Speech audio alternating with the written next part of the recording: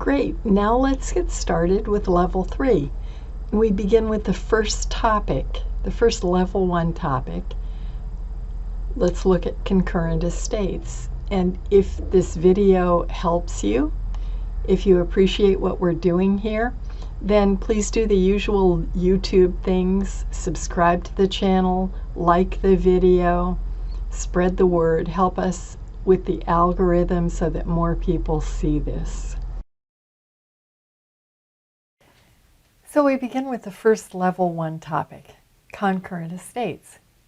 Those are estates that are simultaneously owned and possessed by more than one person. There are 3 major kinds of concurrent estates. There's a joint tenancy, there's tenancy by the entirety, and there's a tenancy in common. So let's begin with the simplest one, which is not the first one in our schema. Let's begin with tenancy in common. In a tenancy in common, each tenant owns a distinct, proportionate, undivided interest with no right of survivorship. Now, that's sort of the default rule. It's presumed that absent some language that turns this into another kind of concurrent estate, that your concurrent estate is a tenancy in common. So, with no right of survivorship, if you have a tenancy in common, if you die, your heirs step into your shoes. Exactly.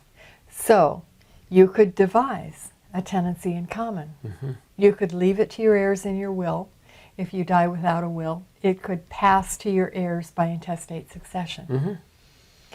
A joint tenancy, which is the first thing in the schema because it's the one that's more commonly tested, is much more complex. In a joint tenancy, there is the right of survivorship. So, the elements, the definition's the same as tenancy in common, except, it's each tenant owns a distinct, proportionate, undivided interest, and there is a right of survivorship.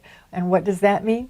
Well, if Dennis and I were joint tenants in some property, then when one of us died, that interest would be extinguished. It would immediately go to the other.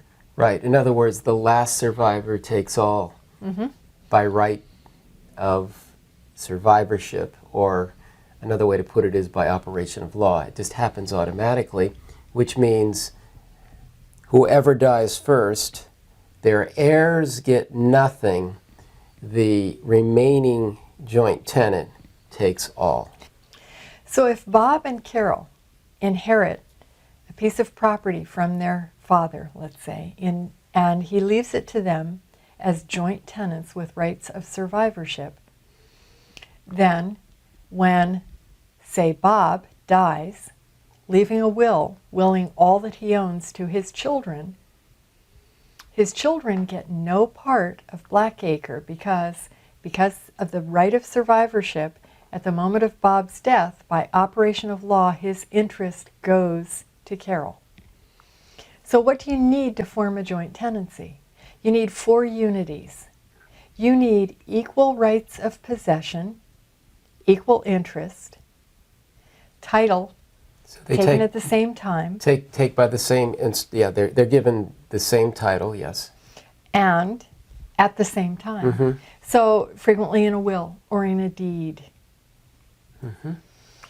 Now, if you get a fact pattern with a joint tenancy with rights of survivorship, what the big issue is going to be is severability of that joint tenancy. How do you sever a joint tenancy? That is the big issue. So if the joint tenancy is severed for whatever reason, then there's no more right of survivorship, and then whoever dies first, that person's heirs will stand in their shoes. So the heirs, of course, want to argue that the joint tenancy was severed because then they can inherit something. So how do we sever a joint tenancy? Well, we already said that death severs the joint tenancy. The right of survivorship means that at the moment of Bob's death, the joint tenancy is severed and Carol owns the whole thing. Right. You can also sever a joint tenancy by conveyance or by partition. So Bob could choose to sell his part of the joint tenancy to someone else, and he can legally do so. At the moment that he sells his interest in the joint tenancy, that joint tenancy is severed and the person he sells to becomes a tenant in common with the other co-tenants. Which also tells you if you own property in joint tenancy, you can alienate, that is, sell your half. Now, what if there are 3 co-tenants, 3 joint tenants instead of just 2? A simple case, Bob and Carol. Bob decides to sell, the joint tenancy is severed, and now the person he sells to, let's say Carl, becomes a tenant in common with Carol. What if we started with Bob and Carol and David as joint tenants with rights of survivorship? And now David decides to sell his part of the joint tenancy to Art. What happens to the joint tenancy? Again, it's severed. Is the whole thing severed? No, only the part that was sold is severed. So Art becomes a tenant in common with Bob and Carol, who remain joint tenants with each other. So now the person who bought would own a 1/3 interest in Blackacre and could devise that 1/3 interest, because that's now not a joint tenancy, that's a tenancy in common. But whoever dies among the 2 remaining joint tenants, the other takes automatically by rights of survivorship. So if one of the 2 remaining joint tenants dies, now the survivor is a 2/3 owner in Blackacre, and the purchaser is a 1/3 owner as tenant in common. So how else can we sever a joint tenancy? By mortgage in a title theory jurisdiction. In a lien theory jurisdiction, there's no severance of the joint tenancy when a mortgage is taken out, and that's the majority rule. Well, the theory in a title theory state, which basically the states used to be pretty evenly split on this. The theory is, if you have a title theory, is that the bank takes title when you take out a mortgage. Therefore, that would sever the joint tenancy. The better rule is now the modern majority rule, the lien theory. Essentially, it just says the bank has a lien, and therefore there's no severance. Now, what about a lease? What if one of the joint tenants decided to lease out the property? Under the common law, that did sever the joint tenancy, but under the modern law, it does not. Yeah, so that's the old common law, which if you're taking the multi-state, it's modern majority rule, and that's the one you'll use. No severance because of a lease. And of course, the co-tenants can always agree to sever the joint tenancy. You can contract to do just about anything if it isn't illegal. Now, what's this 3rd type of joint tenancy? Tenancy by the entirety. That one is like a joint tenancy, except that it adds the 5th unity of marriage. And that one cannot be unilaterally severed or partitioned. That requires the agreement of husband and wife. So, in these jurisdictions that have tenancy by the entirety, you cannot have such a tenancy unless you're married. So now, we said that the big issue if you get a joint tenancy in a fact pattern is severability. But there is another series of big issues in a joint tenancy fact pattern. Very frequently, you will get a fact pattern that involves, say, 3 co-tenants, might be 2, might be 3, might be more than that, one of whom lives on the land and does various things, like living in the big manor house on the property and renting out the little guest house to someone else, and farming, and some years making profits and some years having losses. And along comes a huge storm and damages the roof, and so he has to repair the roof. And he has to pay the taxes, of course. And then he decides that he wants to make the manor house even more comfortable, and he adds an outdoor jacuzzi with a beautiful gazebo over it. And now it happens in the fact pattern that the co-tenants argue amongst themselves. And the 2 who don't live on the property look at how beautiful he's made it and say, hey, wait a minute. You've been collecting rent from that lease all these years. We want part of it. And look at that successful farm you've got there. You're growing designer vegetables for restaurants and you're making a fortune, and we want part of that.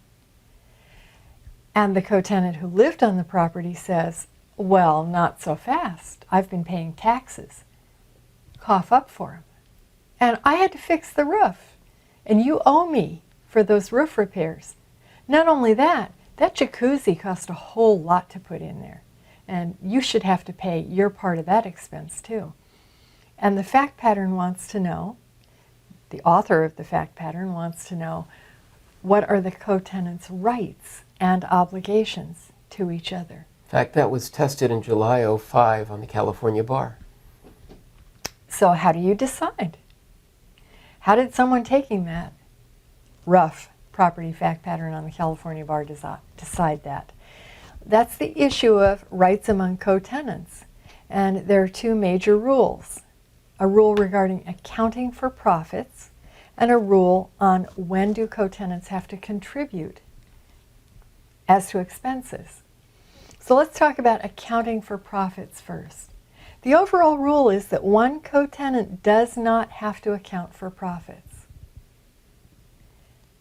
Unless, and what you're usually tested on is not only the general rule, but also the exceptions. So what are the exceptions to the overall rule? And by the way, this applies to all kinds of concurrent estates, not just to joint tenancy. One co-tenant does not have to account for profits unless there's been an ouster. What's an ouster? It's notice of repudiation of common title, and you have to also actually deprive the co-tenants of possession. So if we have Bob and Carol and Dave, joint tenants with rights of survivorship, Bob chooses to live on the property. Carol and Dave are the two who do not. They live in the city. They've never tried to enter the property.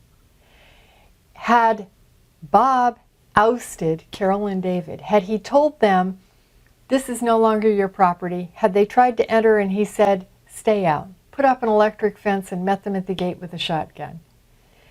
Now we have ouster. Once there's ouster, now Bob would have to account for his profits. So in other words, if Bob farms the land and makes, say, $100,000 a year, and the co-tenants that aren't living on the property show up and say, I want an accounting for profits, Bob does not have to account for profits unless ouster and then some of these other exceptions. Another exception is an agreement to share. Always can agree. Mm-hmm. That's not going to happen in your fact pattern. Mm-hmm. Lease to a third party. Oh, wait a minute. Bob leased out the guest house to someone else. Now he's going to have to share those profits. So he will have to account for those. And if there is depletion of natural resources. Now, what does that mean? You said he farmed. I also said he farmed. Is that depletion of natural resources? It would have to be something above and beyond that. It would have to be a strip mining operation, or if there's timber on the land, you cut down all the trees and make no efforts to replenish it. You take off the entire topsoil because you've got a gravel business going on there. Farming in itself is not depletion of natural resources. That's very well settled case law, very broad and well settled case law. So those are the exceptions to the general rule that one co-tenant doesn't have to account for profits. What about contributing to expenses? Well, think about the fact that there's symmetry in the law. We said the general rule is that one co-tenant doesn't have to account for profits. Then you should immediately realize that the general rule about contribution is that the other co-tenants do not generally have to contribute for expenses. There's a symmetry there. But again, there are exceptions. When does one co-tenant have the right to force other co-tenants to pay for expenditures? Well, when those are for taxes or for necessary repairs. In other words, for more or less involuntary charges. But if these were voluntary charges, the co-tenants don't have to contribute. What are some voluntary charges? Losses from trying to do his farming or his business. Improvements, putting in the jacuzzi. He can't get can't force the other co-tenants to help pay for that jacuzzi. And what about for living in the manor house on the property? Can the other co-tenants force him to pay them rent? We didn't talk about that one. Well, if you think about that, each of those three had an equal, undivided right to occupy that property. We can't force a co-tenant to pay to live on his own property. So no, the other two cannot force him to pay rent for living in the manor house on his own property. So the tenant who stays doesn't have to do an accounting unless we have the exceptions noted. And the tenants who leave and then come back will not have to contribute for losses, but they will have to for such things as taxes and necessary repairs. Yes, involuntary charges. Mm-hmm.